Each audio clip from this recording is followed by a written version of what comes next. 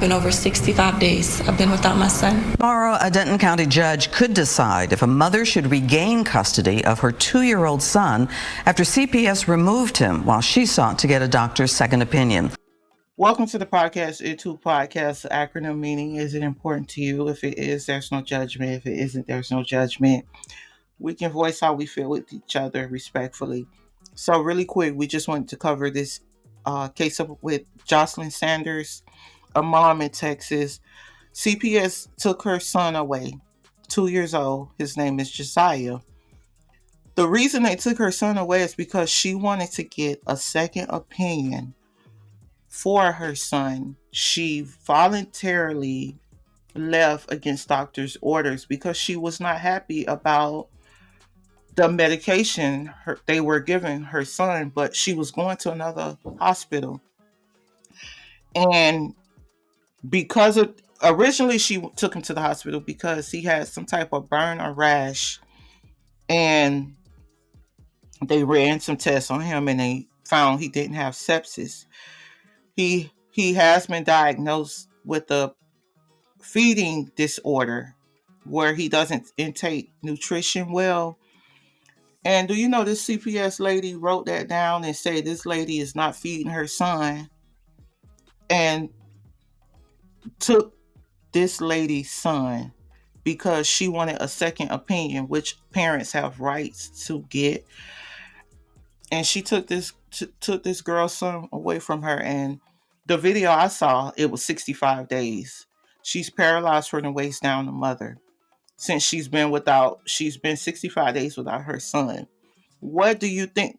What are your thoughts on this with CPS taking children from good homes and then leaving them in homes that's not worth nothing, and kids dying and being starved? And the caseworker is the one who's the start of this, right?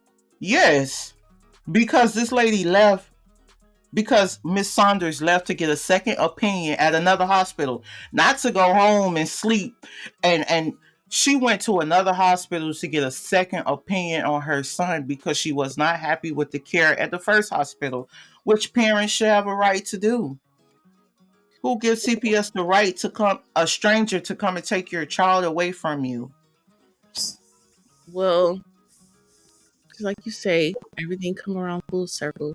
So I think that caseworker, she gonna have bad karma for the rest of her life for doing that. Mm-hmm. Because I seen somebody say,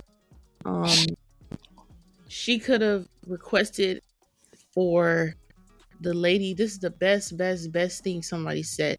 She could have requested for the mother to have an aide for a couple hours a day to help with the son, with her already being paralyzed too. Mm-hmm. That would have been a good.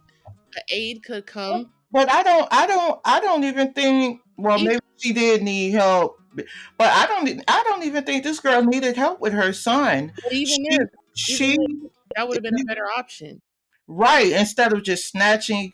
Because you gotta remember it. The mom, mom. You don't know the mom. This is what I notice about mothers. Good mothers, they say they got it, but they really be needing help. Like they got it, and they holding things together, but just a little bit of help for 2-3 hours a day would help. Yeah, I noticed that. Mm-hmm. They can take care of 2 kids, because I got friends with kids. They be saying they got it, but if you just come and do the smallest thing, they actually help them for a few minutes. They actually be relieved. So maybe an aid for maybe just 3 hours a day, that probably could have helped her. And then the mom is already, paralyzed from the waist down. Mom needs a little bit of help too. So I know it's not easy for her at all. But maybe she did need help with him having this burn or rash until it healed. But another thing is CPS remove children. It seems like they work backwards. You move children from homes that are good homes, and you leave children in homes that are terrible.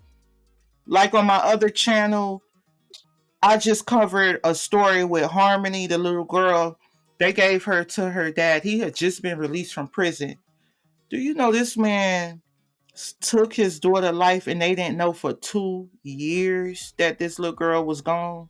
CPS ain't do nothing, but you remove this 2-year-old from his home with a good mother, documented eating problems from medical history, not because the mom is neglectful, but he was born with an eating disorder. And you put him in a home with strangers. And you know what made me so sad? She say she get visit. Can you imagine being with your child 24 hours, then only having visitations? I can't even imagine that. And she say when she do the visitation with him, he scream and holler like bloody murder. When it's time for the visitation to be over, that's torture. That's And like I said, that she's gonna go to hell for. she. I hope. I don't like to wish bad on people. He's going straight there, but because why would you do that? She didn't want her son using antibiotics. Okay, what do you do? Right. And what was this CPS worker? What was your intent? Why did you just what you no due diligence was done? Why did you just say this child needs to be removed from this mother? What was your reasoning? Because she wanted a second opinion. And I don't know if you saw that legislator, he was in the video and he is trying to pass a policy to make it a right for parents to get a second opinion on their children without their children being taken. And I I think think it's kidnapping, in my opinion, for CPS to do something like this. worker was probably, being judgmental off of the mom's disability too. It could be. It could be.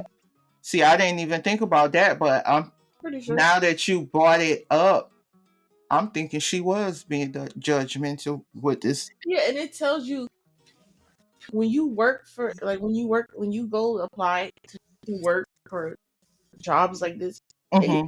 you could be arrested, you could be charged as a caseworker. Like if there's something going on in the home and you're the caseworker, you're Hmm. accountable for that. If the child passes away or something, so why is she not? I'm gonna tell you this. They say that, but I have been seeing so many cases where caseworkers that don't remove kids from homes that need to be removed, and the children end up passing away, and it's nothing done to that caseworker. Some of those caseworkers weren't doing their jobs, and nothing happens, and they should be held accountable when that happens. But this is a really sad case. I hope I once I get an update, I will post it. Hopefully she gets Josiah back soon because I know it's hard for him also. So just let us know what you guys think about this mother that had her child removed from the home, all because she wanted a second opinion on her son's diagnosis.